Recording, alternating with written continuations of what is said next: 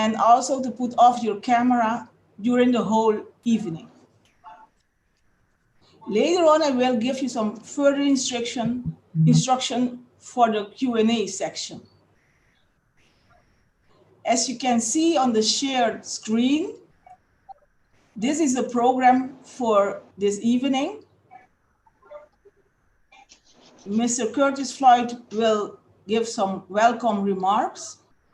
After that, June Wheatley, our secretary, will present the keynote speaker of tonight, and Diane Rob Noxie. After her presentation, there will be some time for question and answers. We have more than 200 participants tonight, so it will not be able to give the floor to everybody to ask their questions, but we will go through the questions later on. I will now want to give the floor to Mr. Curtis Floyd, the president of CANQATE. Thank you, Dr. Shireen Isabella, who is one of our board members of CANQATE. And good evening, ladies and gentlemen.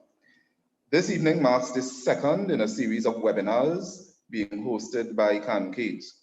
Our first webinar was hosted a couple of weeks ago, with the presenter being Dr. Julian Ferdinand, who is a business consultant and lecturer at the Arthur Jack Global School of Business. He presented on the topic, the educational and social impact of COVID-19 in the Caribbean. This webinar attracted 78 registrants and was attended by close to 50 participants.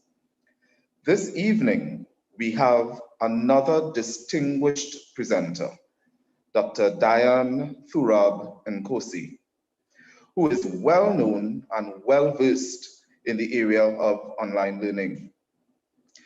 This evening's webinar attracted over 200 registrants, as you heard earlier, and we thank you for this overwhelming show of support and promise that you will be edified by Dr. Thurab Nkosi's wealth of knowledge and experience in this field of education.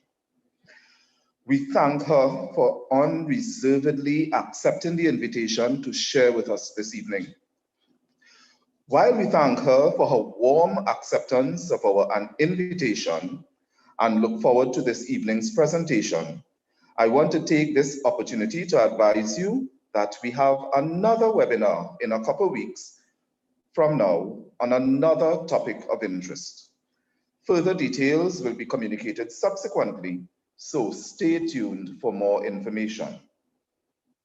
In order for us to continue to provide quality service to you as members of CANQATE, I want to encourage you to ensure your dues are up to date and hope that you will encourage others to become members of this august organization from which the benefits are incomparable.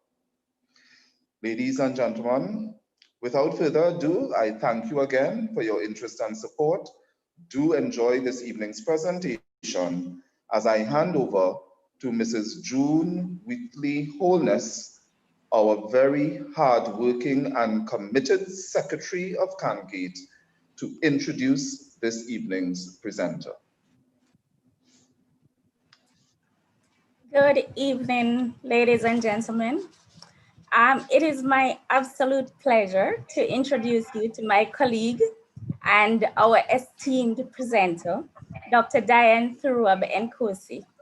Dr. Thurab Nkosi is the Senior Program Officer and Head of the Quality Assurance Unit at the St. Augustine campus of the University of the West Indies, where she has responsibility for leading the implementation of the UWI quality policy on the campus, as well as furthering the implementation of other policies of the Board for Undergraduate Studies.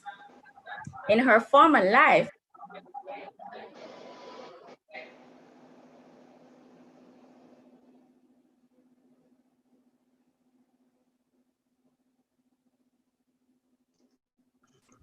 You have muted your You're mic. muted. June, You're I think muted. you're muted your mic. Oh, sorry about Sorry. that. Okay, let me get that out of the way. Right. So I'm not sure where I muted from, but let me begin by with in her former lives. Right. She was the faculty development specialist in the Center for Excellence in Teaching and Learning at the St. Augustine campus. She was also curriculum development specialist at the UWI Open Campus. And before that, UWIDEC. So, you know, she has a wealth of experience. At the Center for Excellence in Teaching and Learning, she was involved in the strategic planning for the center, its teaching, research, and course reviews. She also taught the certificate in university teaching and learning and delivered numerous workshops, reviewed more than 100 courses during her tenure there. Dr. Thuruben Kosi has been involved in online and blended learning for almost 2 decades. She drafted the policy for blended learning at the St. Augustine campus and led the conversion to blended formats of several programs. She also led the blended learning activities of the campus, resulting in a 5% increase in the number of blended courses between 2011 and 2015, long before COVID. Her primary area of research, as you can imagine, has been quality in online and blended learning. And if you have done the course, the Commonwealth of Learning course in blended learning, you would have encountered many of her research, of her works. Her research area spans topics such as policy and implementation of online and blended learning, quality assurance in open and distance learning, student satisfaction and online learning, preparation of staff for online and blended learning, teaching in online environments, and best practices in higher education. The list goes on. Her publications are numerous. She has written several book chapters and articles in refereed and non-refereed journals. And she also finds time to be involved in several professional and outreach activities too numerous to mention. Ladies and gentlemen, CANQATE is honored to have Dr. Diane Thurub Nkosi as our presenter this evening. Diane, we welcome you and thanks for accepting our invitation to present. Thank you very much, Mrs. Wheatley Holness, for that very robust introduction. I now have to live up to that introduction. And I'm very, very pleased and honored to be invited to participate. I'm a member of CANQATE, not sure if I'm fully paid up at this point in time, but I will do so. You know, but I'm really pleased to be here, and I hope that I can offer edification, as the president has mentioned. So I'm going to get right into it. And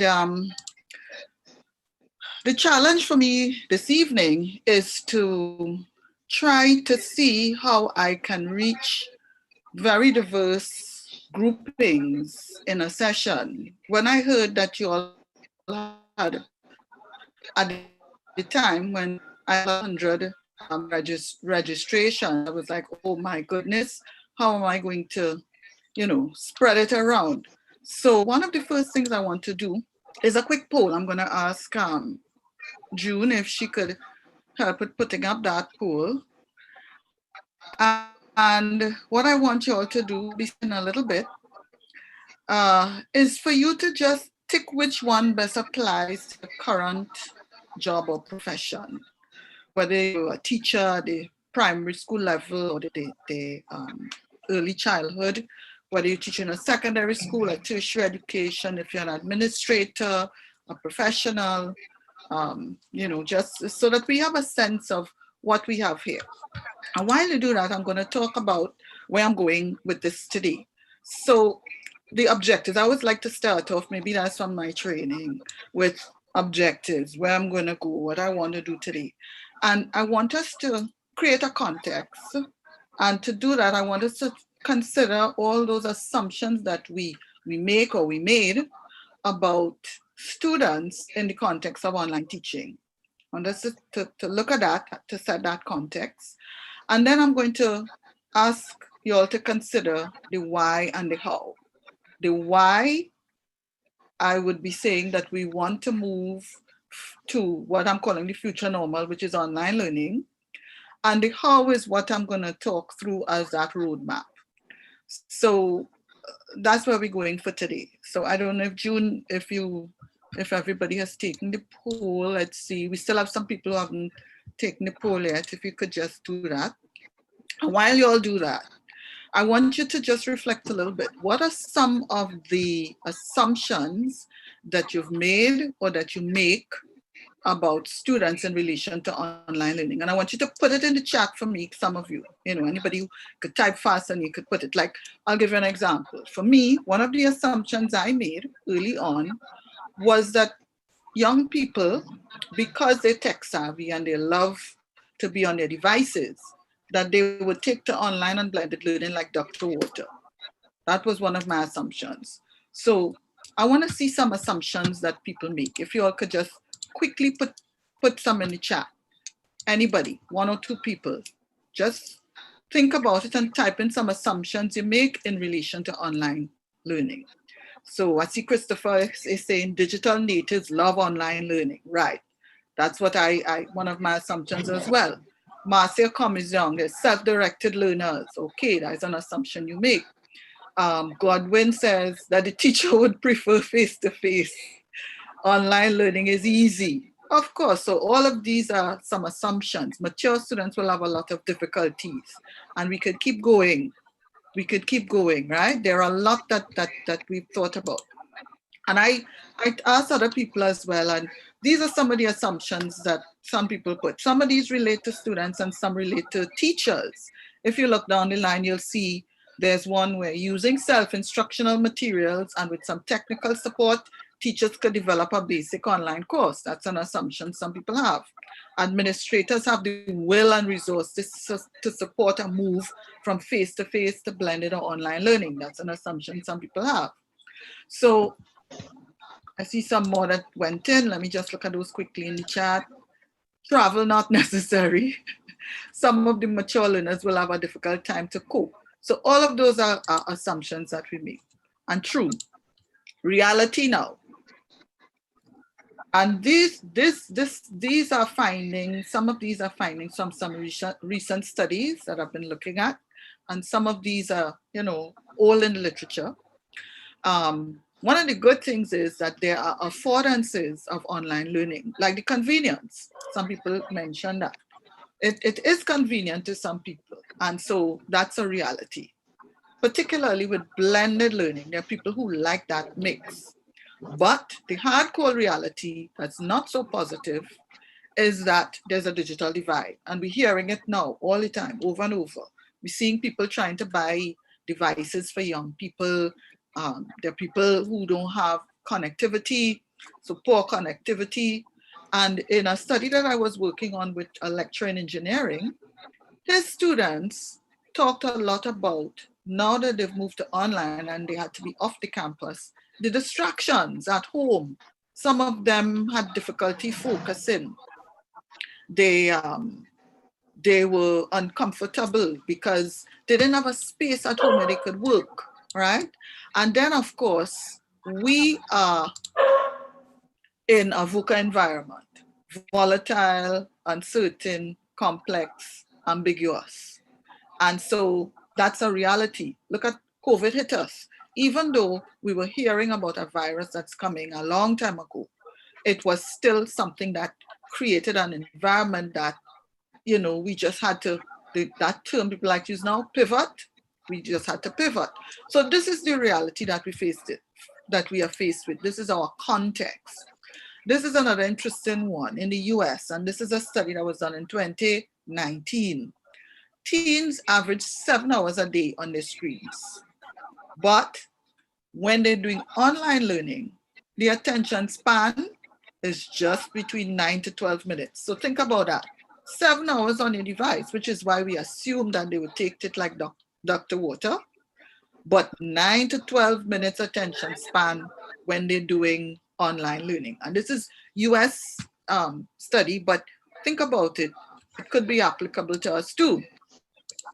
So if I'm posing some of these challenges, and we know we'll be seeing it in the newspapers, we're seeing it on the news, it's not just here, it's everywhere. Why are we talking about moving to blended online learning? And so if you think about our current state, we're still in a crisis system. I have ERT there, emergency remote teaching, where we just had to do it. I mean, UE went to online learning, UE St. Augustine, in a week. The space of a week, we had to start to offer online courses and programs. But that's a crisis state. And what we want is continuous quality improvement. We don't want to operate in a crisis state. We don't want to be doing emergency remote teaching. So we want to move towards that, what I'm calling the future normal. I'm not into the new normal, because that makes it sound like if it's something that will go away. We're talking about the future normal. And so what we want to create is this effective online ecosystem. And that could only be done through a planned approach. And so that is what I'm talking about. And I want to give substance to that by, bringing to your attention the fact that it's not really anything new talking about moving to this kind of ecosystem, because this whole thing of the VUCA environment has been around for a long time. People have been talking about the fact that we need to develop the individuals, the human resource who can function in a VUCA environment, because people have to be able to adapt and be able to survive and thrive in an environment that's uncertain and complex and ambiguous. And CARICOM, in their Human Resource Development 2030 strategy, gave these 12 21st century competencies. And when you look at the competencies that we're talking about, look at them: knowing how to learn, technological skills. If I just pick out some: information and technology, literacy, and so on. We're looking at being very competent with the use of technology, all of it as part of moving towards development in the future. So COVID, even without COVID, this is the direction that we were heading. So all of it points to the fact that we really need to get on board with organizing ourselves in a way that allows us to take advantage of the affordances of online learning. So I'm still on the why, making that case. The World Economic Forum, in talking about that Education 4.0 framework, presents the content that they're saying you need to start to look at if you want to create these 21st century citizens, and the kinds of, in addition to the content, the kinds of experiences that you want your students to have. And so on the left you have the content, on the right you have the experiences, and I want to focus on the experiences. And they're saying you want to have the opportunity for personalized and self-paced learning. You want learning that's inclusive and also accessible. And that whole thing of problem-based learning and collaborative learning, to ensure too that you mirror in what you want in terms of future work, and that learning doesn't stop when you finish school. Learning is lifelong and student-driven. So when you look at the picture, the context, the big picture, understand why I'm saying that we definitely need to start moving towards online and blended learning, because the nature of online learning can help us develop those required skills. We're talking technical skills, motivation. Somebody had put in the chat that students, they made the assumption that students are independent learners and so on. And so this is what you want, and the nature of online learning can produce that. And online learning itself, those 4.0 skills we talked about, that new way of thinking, the flexibility. Online learning itself requires that. So I've made my case, I've tried to make my case for the why. Why do we want to shift? So I want to look now a little bit at the how. And in doing that, I'm focusing on a micro level, on let's say the course level, because I think we had quite a few teachers here. We have administrators, we have QA professionals, but we have quite a few teachers here. So I want to start with the micro level, the course level, because you start with the course level and you can move out into the blended programs and so on, make it bigger. So let's talk about the course level, and I'm just checking my time. What are some needs as a student and as a teacher with regard to the online environment? And I divided them into access, engagement, and assessment. Those are some of your critical needs. Students must have access to the content, to the lectures, to the engagement, to everything. So if they can't get at it, then that's the first thing, that's how there's nothing for them to do. So access is a key, that's one. The second thing is, even if they do access, if there's no engagement, nothing is going to happen, right? And another critical thing is finding out if they're really achieving those learning outcomes that you have set.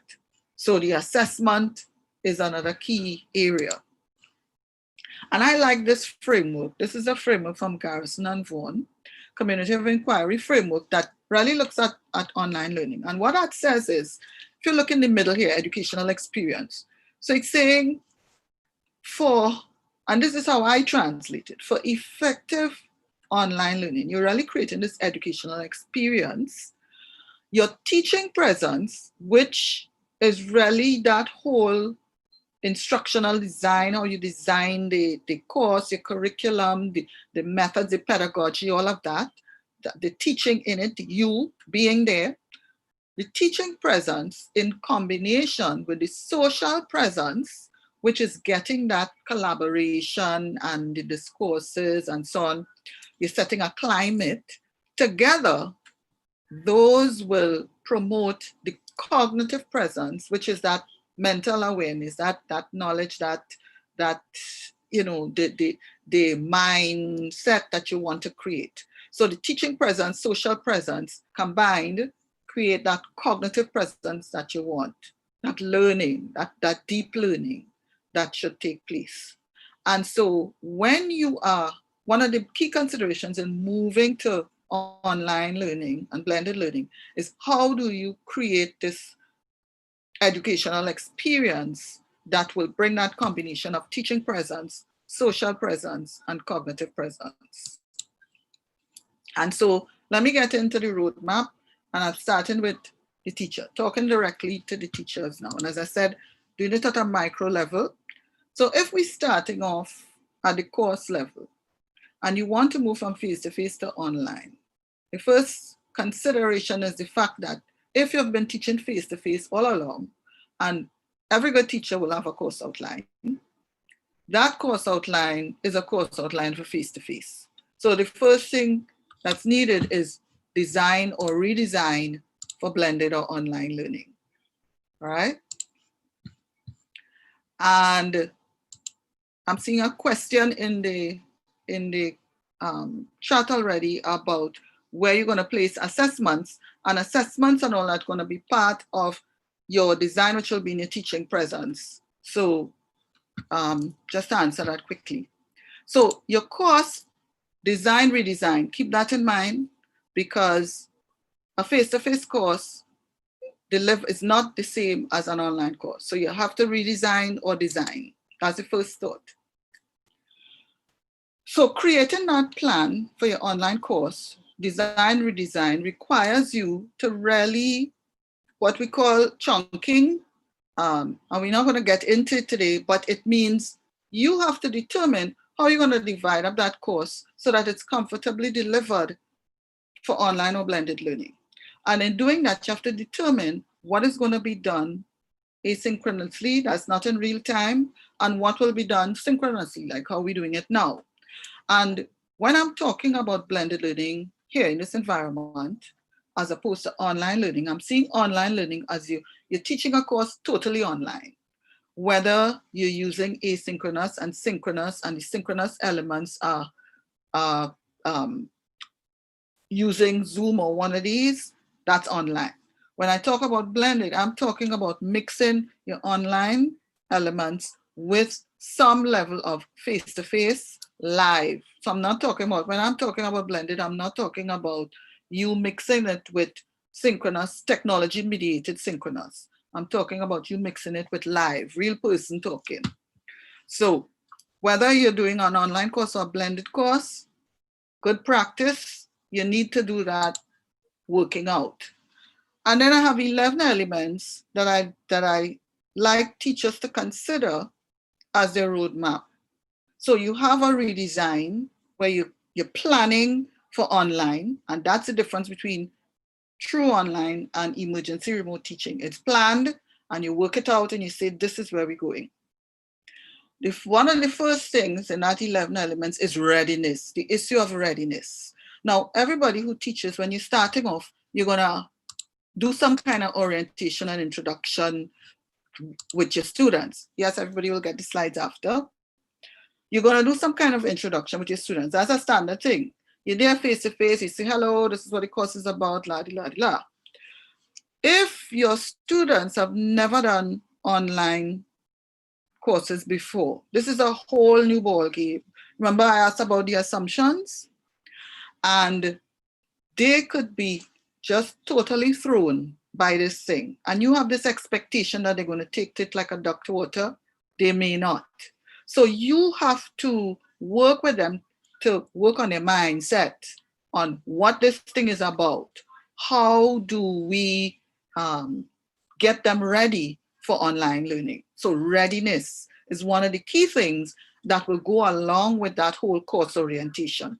What I have on the side here is just one example of, for a course I taught, and I used a video at the beginning to do the introduction, but that didn't take care of the readiness. I still had to deal with the readiness in other ways because the students just couldn't understand how to navigate this whole new way of learning. So readiness. The second thing is you need to give them a guidebook or some kind of system where they can navigate what you're doing. So these are just considerations I'm giving you that you have to think about so that you yourself understand, what do I need to have in place if I'm moving from face-to-face to online? And then, of course, content. How are you going to provide that content? A lot of people now, when we talk about content, they'll say, oh, that's my lectures. Some people now use videos and all of that. But it's a consideration that you have to really work out. How are you going to provide that content now? And you have copyright issues. So you can't just be grabbing content, from everywhere and anywhere. And if you are going to be now making your intellectual property available, how are you doing that? What are the conditions, etc.? So you have to think about that. Course materials. Are you going to be developing course materials for your online course from scratch, writing something, or are you going to be putting things together? And then number 5, and that's a serious one. How are you getting interaction? And I put in red here the community of inquiry. How do you get that interaction in a blended online environment? What are you doing in terms of your asynchronous environment to make sure that the students do what they need to do to internalize, to get that cognitive presence? What do you need? What do you do in the synchronous environment to make sure you keep their attention, while at the same time you're keeping their attention, but you also want to get, again, the social presence and the cognitive presence. So another consideration, number 5. And number 6 is in red, assessments. People are very concerned about cheating, issues of cheating.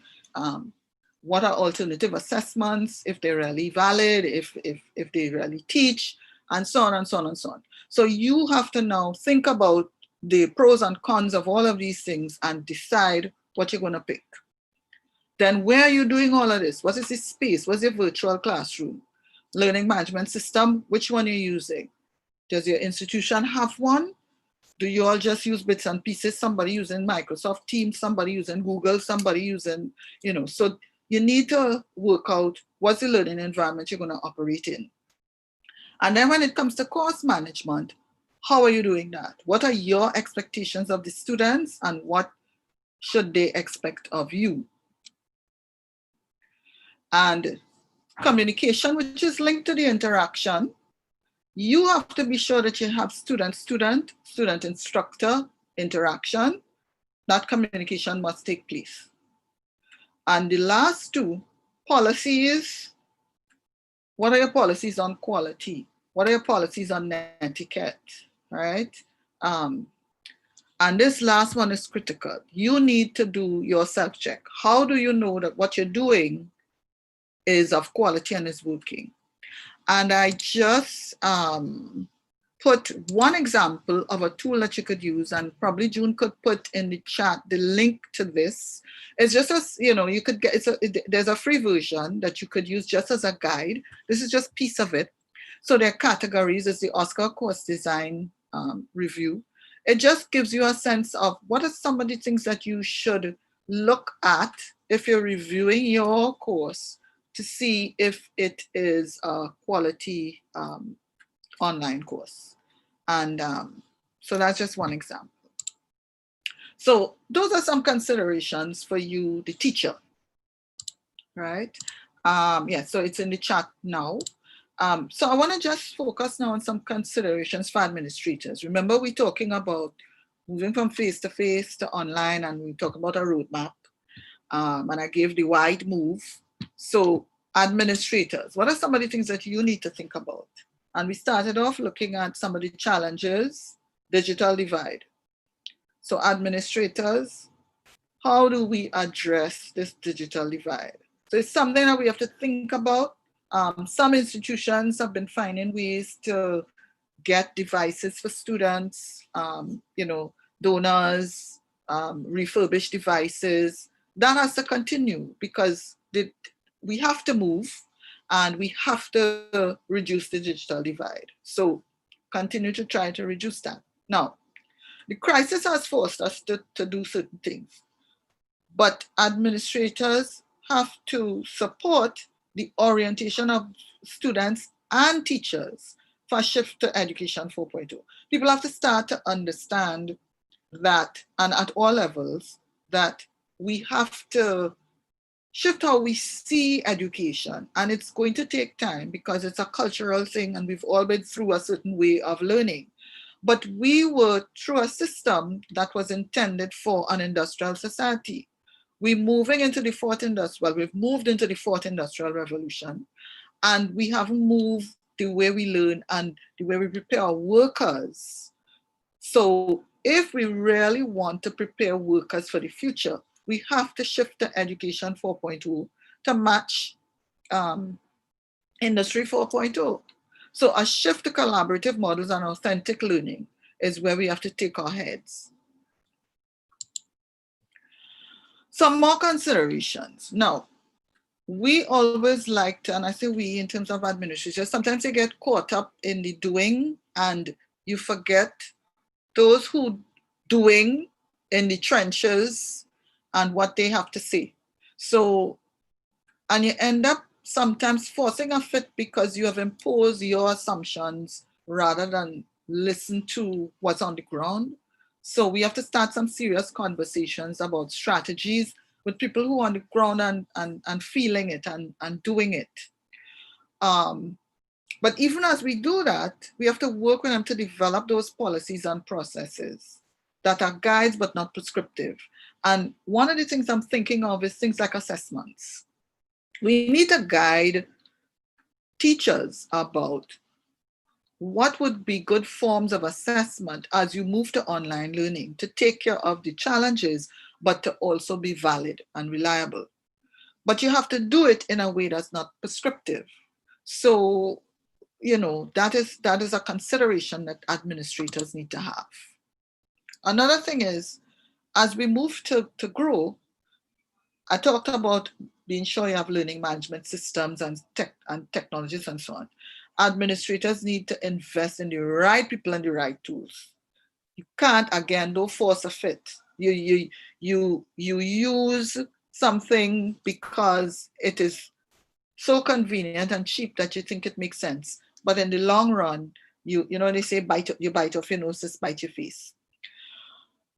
You must have a continuous process of, even though it takes time, you have to plan, you have to do and check and then act.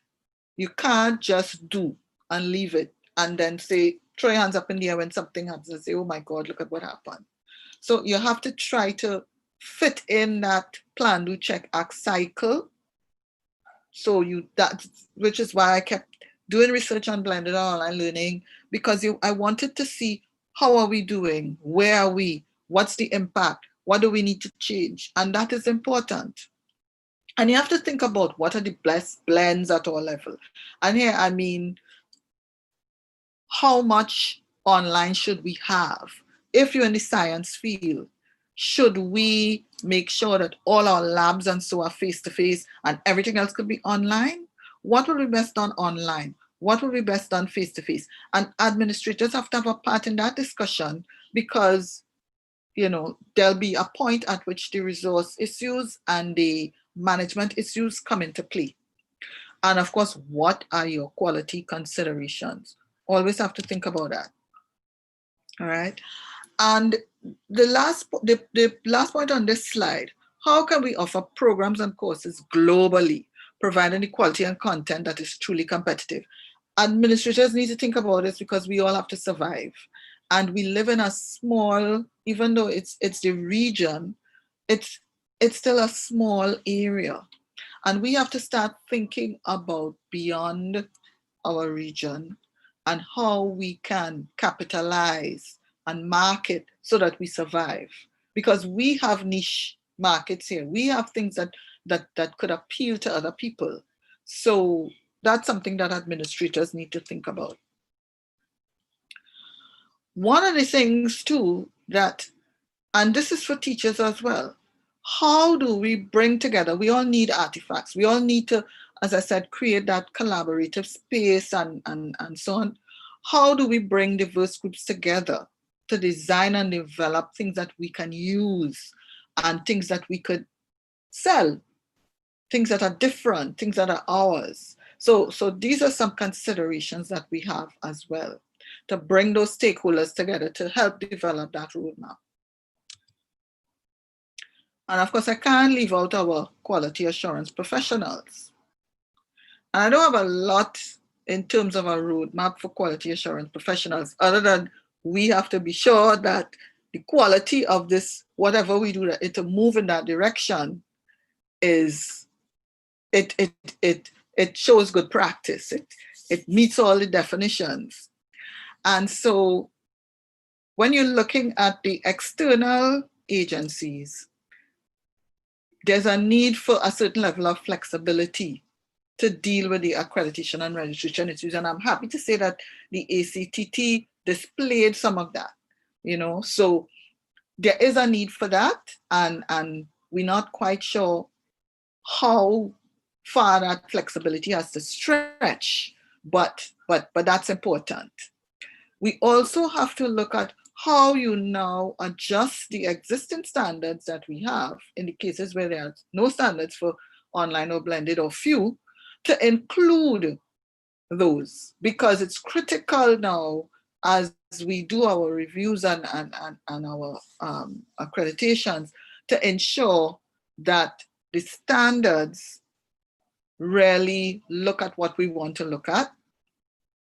We have to start to think about moving away from all face-to-face site visits to hybrid or online. And it's something that a lot of people are shying away from, but we have to give serious consideration to that. And how generally we have to start thinking about how we can be supportive of the shifts to online by the various institutions, because you're going to have varying levels of resources, varying attempts, and so how do we organize so that institutions can be supported and encouraged without compromising quality? And so as I close off, just want to bring us back to what I asked we consider. So I wanted us to really think about our assumptions, because our assumptions could drive how we approach what we're doing. So thinking about the assumptions is really part of your roadmap too.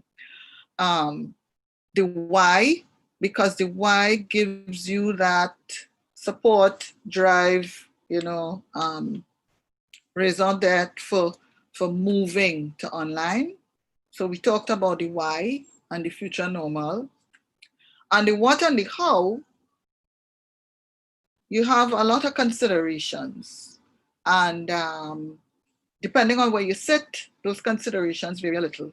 But I try to present them from my perspective.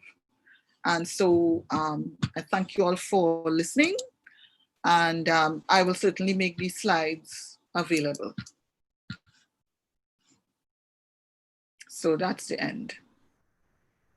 Okay. We really want to thank you warmly, Dr. Diane Nkosi, for this inspiring and I think very educational presentation. I heard a lot that I think most of our colleagues here can use to improve, but also to consolidate their attempts to provide high quality online programs and online teaching. And I really like the part about what we as quality assurance officers can do, because it's very important that we are also involved in assuring the quality of those online programs, online courses that everybody is now forced to offer. But in the future, we really need to consider to go more in depth on this topic, so we as all involved in this topic can get a lot more of tools. Thank you also for sharing with us the link for evaluating our courses and for being available now for the questions and that's all the other colleagues have. Really, really thank you for this wonderful presentation. We are now moving on to the question and answer part. We have now, I think, about more than 80 participants, so we cannot give everybody the chance to ask their question. To make it more efficiently, I would like to ask everybody to post their questions in the chat room. And then together with June, we will move on to take some of the questions to Dr. Turab Nkosi so she can answer them. Can we agree on this procedure? So don't raise your hand because we cannot see all hands, but just post your question in the chat room. Who will be the first one? I see a lot of thank you in the chat room already for this very informative, excellent. I'm smiling because I'm seeing some friends. Oh, okay, okay. We all enjoy the presentation, I think. We want to open the floor. Sorry, June? There's one in the chat from Avanash. If using COI framework, where is the role of assessments placed? Yes. So I responded while I was doing the presentation. So I was telling him that assessments would be part of your teacher presence, because the teacher presence part looks at that whole design of your course, the elements that go into the teaching and learning and all of that. So assessments would be part of that, your teacher presence. And then I made the point too, that the issue of assessments is a critical one in designing. And one of the, I mean, there's so much information that I wanted to share. One of the critical things that I had in the slides and I removed, which now in hindsight I should have left, is in your considerations, you have to ensure when you redesign that alignment between your objectives, your assessment, and your content.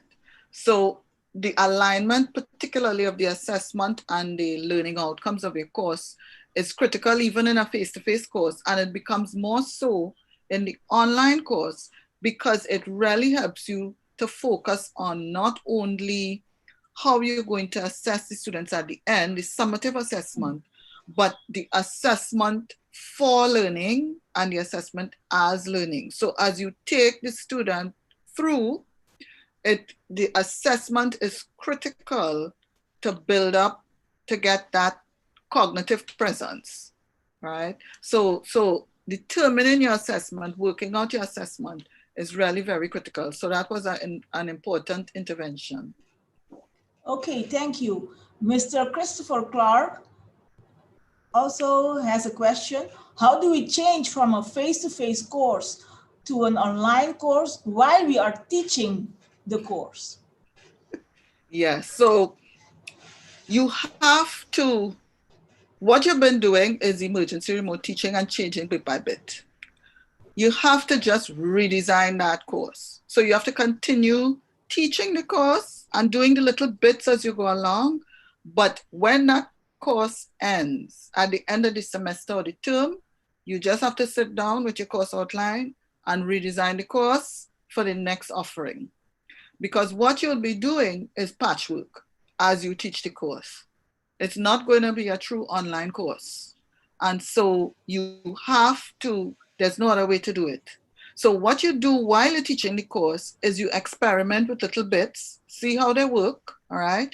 And use that to feed into your redesign. Okay, you have to move that. And I'm seeing Marcia is asking, Marsha is asking, yeah, so she's agreeing about the redesign, and her worry is that with the rapid changes due to COVID, how do we move away from looking at the design of the online course through a face-to-face lens? And that's why I made the point about I think people are recognizing it in a sense because you find yourself being tired because what people are trying to do is go online synchronously and do the same thing that they were doing in a classroom, and you're realizing that you're tired and you're just ending up doing more. And so at some point you're going to crash. So you have to recognize that you need to see what is working, pull that apart, sit with your course outline, and start from scratch for the next offer and see how you could reduce some of that synchronous on and on and on, 2 hours, 3 hours, as you would have done in a classroom. So my suggestion is that redesign, being mindful that you have to think about education 4.0. Think about community of inquiry where you want to have engagement and you're not supposed to sit in Zoom for 3 hours every week for 12 weeks. You have to just keep that in your mind. I'm seeing if learners' attention span is only 9 to 10 minutes, is it correct to assume that you will need to redesign your online course with varied teaching styles? Yes, correct, exactly so. Now, it doesn't mean to say that everything you do will be 9 or 12 minutes. Huh? I mean, you could go a little longer than that, but you do have to vary, and that's exactly what you have to do. Okay. And so, yes. Yeah, a few more questions have come in. And I think Mr. Peter Janssen also had a question. Can you apply what you told about blended learning also on concepts of hybrid learning? I consider hybrid learning and blended learning the same. it's just a different terminology. Some people say hybrid, some people say blended. It's a mix of face-to-face online, and so it's the same. Okay. What kind Shireen, of... Shireen, if I can quickly exercise my presidential privilege here, I just want to quickly get into one quick question, and it was Okay. linked to one of the questions that was asked earlier on. In some quarters, it is believed that once you're doing online, that it is supposed to be a lot more rigorous than the face-to-face. And particularly when it comes to the volume of work, because you see students being bombarded with work, and they spend hours just putting assignments together and all of that, because now they Yeah. are online as opposed to face to face. I don't know how Dr. Thura Benkosi will respond to that. Yes. Workload. Workload is an issue, and a lot of pressure falls on the teacher, and you have to, in designing the course, work out what is fair. Now, I talked about chunking at the beginning, and the chunking is the dividing up of the course into bite-sized chunks over the course of the teaching period. Usually, people's semesters are between 12 to 15 weeks. It varies by institution. And so in online courses and blended courses, you would tend to design according to those teaching weeks. Somebody was asking about credits. Some institutions align their credits with the weeks. So a 3-credit course will be like 36 hours over the 12-week period. And I don't want to get into it too much because it could get complicated. But the issue of credits and so on will depend on the institution and how they assign credits to time. The issue of the workload, it could end up being too much if the lecturer in doing the design doesn't do that proper matching between learning outcomes and activities and assessments. So in designing your course, there's a mapping that you have to do. And if you have, what's helpful is if you have a matrix where you identify your learning outcomes and you try to match those with activities and assessments that you could weigh and see, okay, how long will it take the student to do this? Is it a fair assessment to do? And you also have to think about, now I talked about the micro level at the course level, but you have to think about the bigger picture, the program level, and consider that if you in your course have your students doing assignments every week that are big, and they have 3 or 4 other courses that they're doing at the same time that also require them to do all these assignments, you might be frustrating the student. So that's why I said online learning also calls for collaboration, because subject groupings have to get together and decide what is fair, what is not fair for the student. So it's really a lot of the front-end work in developing online and blended courses is critical, and it takes a lot from the lecturer. But once you have designed a well-designed course, it becomes easier for you to deliver over time, because then it's just a matter of adjusting as you go along based on the responses you get from the students. And that's why I said it's critical to plan, do, check, act. You plan it out, you implement, and then if, as you're saying, that the workload, you realize the workload is too much, you then have to adjust. So, and that's why I talked about flexibility of administration, because there has to be a recognition that even though when you design the course, this is what you had in mind, there must be allowances for adjustments in assessments. Okay. And yes, somebody has put in the chat, it will require a different pedagogy. And I did say that it's education 4.0, and you have to start looking at shift your thinking. Is a whole different approach to teaching and learning. And that's why you have to also make your students ready, because they're not used to this. They didn't come through this kind of system. Maybe in 10 years' time, the new students who are coming through an online system that we bring it in will be different. But for now, you have to orient your students and you have to orient yourself as well. It's new for all of us. Yes. Thank you. Another interesting question is about how do you see the role of critical thinking skills in online learning? All right, not to put on it, but it's critical. Critical thinking skills. The nature of the activities that you should be doing, if you're thinking education 4.0, will generate critical thinking. The focus should really be on authentic assessments, assessments where we want the students to be doing things that are relevant, to be doing things that closely mirror what they will be required to do in real life. And those things require critical thinking skills. And so, yes, there's a correlation if it's done properly and planned from the beginning. Okay, thank you. What approach should institutions take in moving from face-to-face to blended learning? So at institutional level, I think the question is.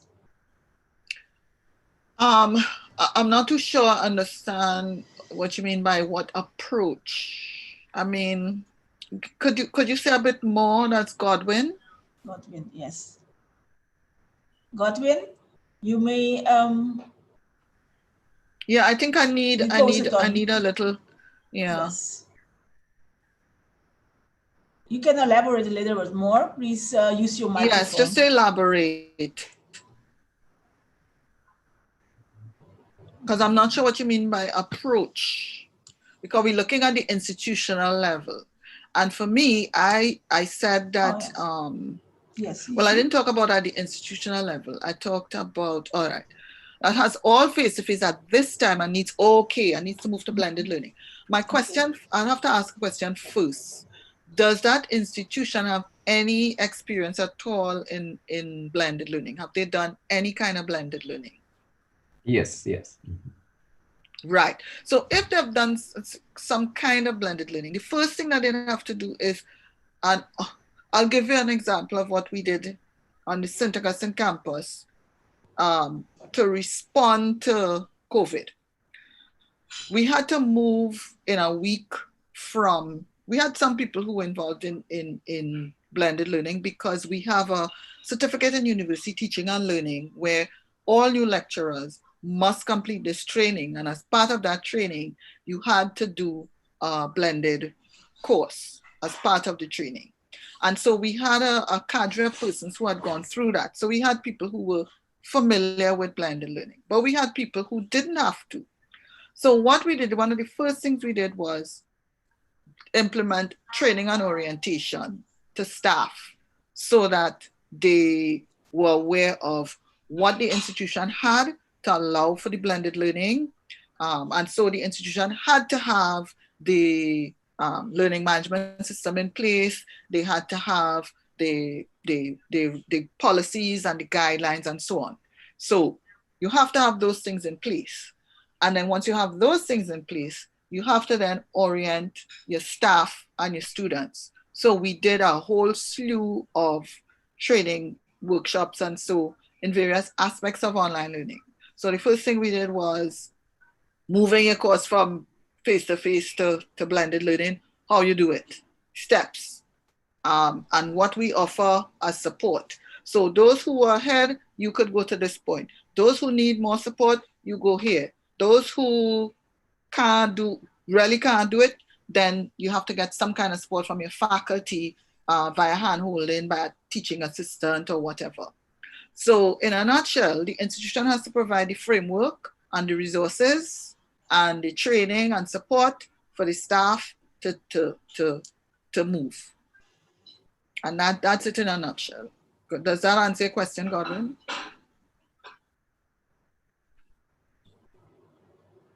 Okay, great. Yes. I went back to the questions posted and I see one question of David Garcia. What is your view of recording synchronous sessions? I think it's important.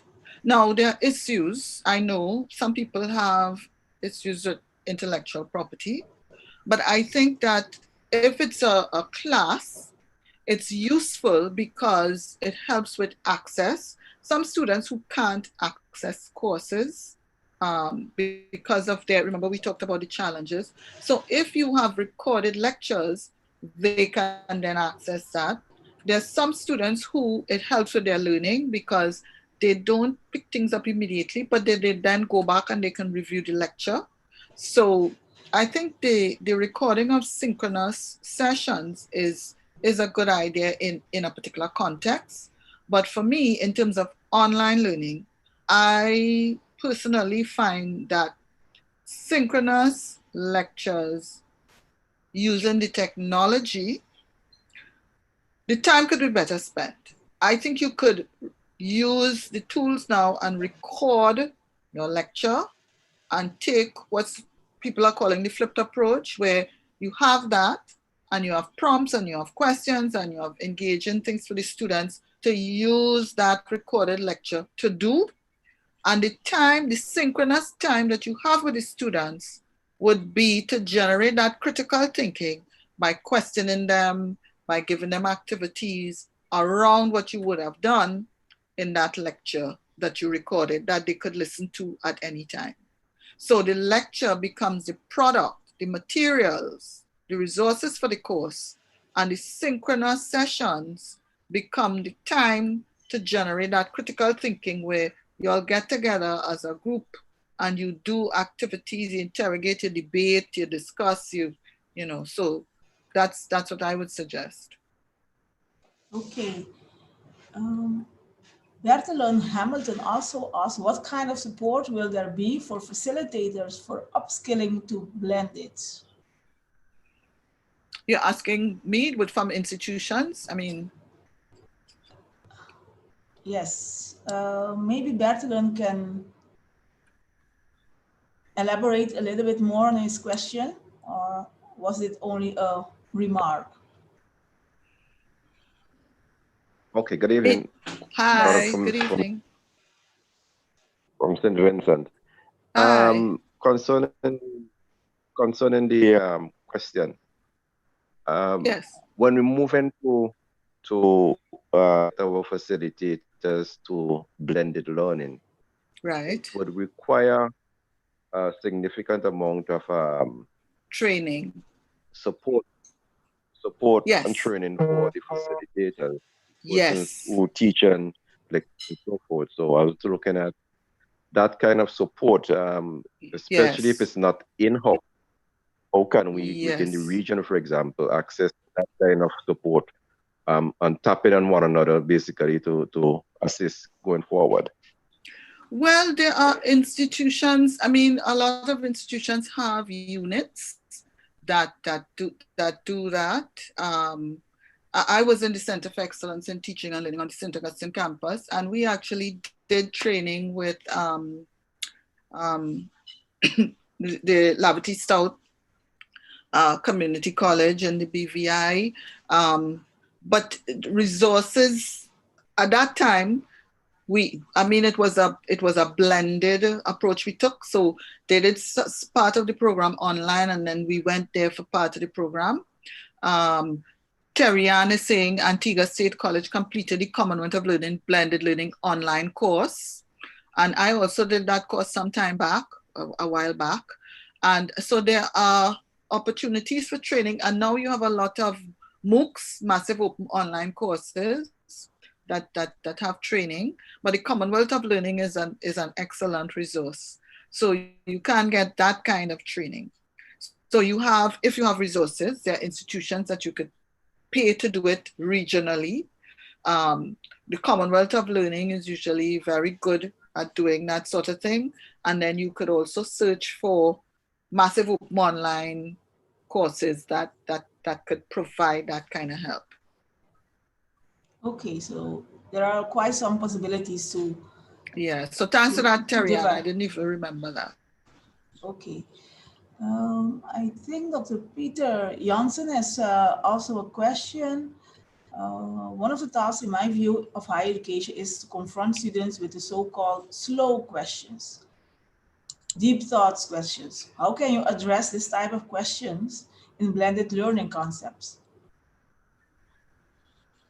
So why would you think that you can't address these kinds of questions in a blended context?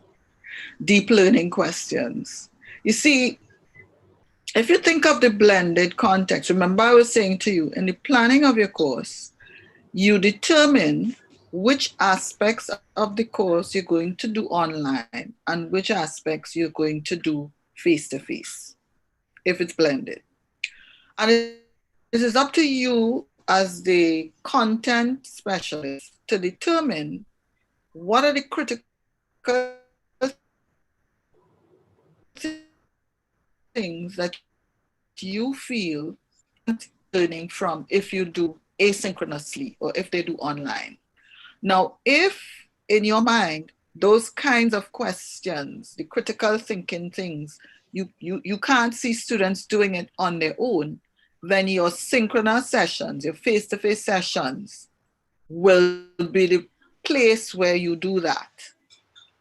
Remember, blended, the beauty of blended is it offers you the best of, it can offer you the best of both worlds. But you are the one in control in terms of the design, and you are the one who have to make some hard decisions. Now, a lot of times when we sit down, we think about our work as things that have to be covered. You look at a book and you say the students have to cover this topic and cover that topic. And when I did this, we had to cover this topic. Again, you have to reframe and you have to start thinking about the students based on what their needs are in society now should be able to do X, Y, or Z. And based on that, these are the areas that they must master. And in order to do that, these are the activities I could give them to do, and this is how I can support them. And so the best way to support them face to face, for them to get what I want them to understand, is to do this face to face. The other things they could do on their own, and then when we come face to face, they can get information from me. So we have to do a rethinking. And so those slow questions, if you feel that you can't see it being done online, then that will be part of your face-to-face session. Okay, thank you. Very insightful. I don't see any more questions. If I hope I didn't miss any.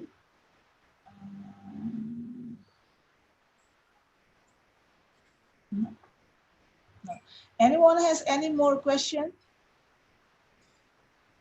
for Dr. Turab?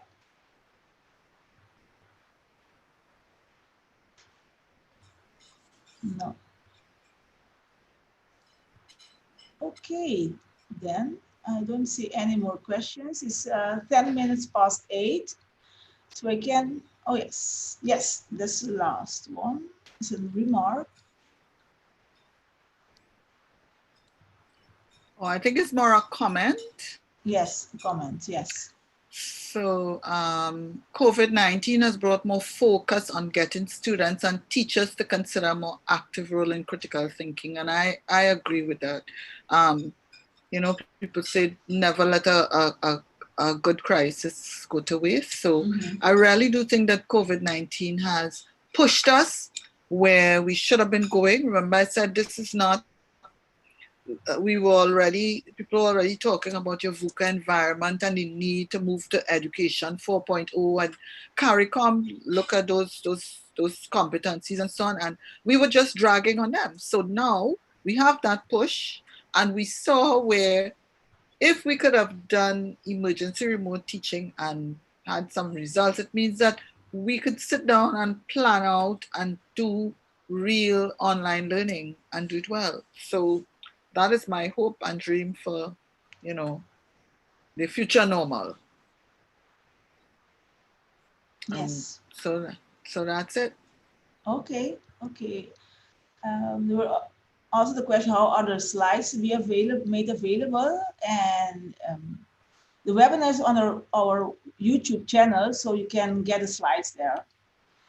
And I think if there, oh yeah, what about the assessment component?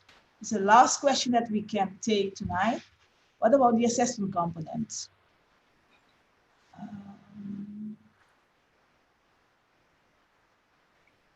Somebody's asking, what Yes. about the assessment component? How do we know that the students are doing it themselves? That, remember, I've made that point that that is a knotty issue. And you have, it depends on the kinds of assessments. There are tools that people use now to see whether the students are, and I'm not talking about Turnitin, I'm talking about the spy, I call it the spyware assessment tools, where you could see if the student is doing the assessment. But the idea behind it is if the assessment is sufficiently relevant and challenging and interesting for the student, then they want to do it themselves. That's the theory behind it, right? You could never really know. As a lecturer, you will know your student and you will say, this doesn't look like the student's work, but there is little that you could do other than use the tools that are available to check for cheating, watching the student, or setting an assessment that is sufficiently engaging to get them to get them to do it. So that's I mean that's the most I could say. Okay. And Godwin James also posted a comment about widening the socioeconomic digital gap. divide. Yes. Yes. We all have to be aware of that, and that's why I made a point of consistently trying to to make sure that gap is not widened. Yes. How about online classes and face-to-face exams? So that's an option as well. If it's blended, you could decide that that's what you want. You want to have your proctored exams. So yes, that is also a possibility. Okay, I think we are going to conclude this webinar. Again, thank you for this really good, excellent presentation. And I think all of us got a lot of information that we can go back and discuss it with our colleagues and do some research, more research on the topics brought here and collaborate with each other so we can give our students quality in online learning and teaching. I want to conclude this session also. And thank you all participants for being here tonight and for participating in this webinar. As the president already stated, stay tuned for more invitations for more webinars shortly. And we hope that you all will be back on the next webinar. Thank you again, Dr. Diane Turop and Cozy. Thank you all and have a nice evening. Thank you. Thanks everyone. All the best. Yes, a lot of thank you in the chats. And I can probably use my presidential privilege again to extend, again to endorse the thank you to Dr. Diane Robin Kosi. You're making me feel like I could just reach through here virtually and give you a big hug, as a yes. kind of appreciation. I really, really appreciate your time and your contribution this evening. It was excellent, totally engaging, and we will meet in person. Yes. So much. Yes. Okay. Okay, everybody. Thank you, participants. Thank you. Thank you, and have a good night. Bye. Bye-bye. Good night, everyone. Bye. Okay, good night all. Good night, June. Jude, see you next week. Good night. Oh, Bye-bye. yes. Bye-bye. Bye bye.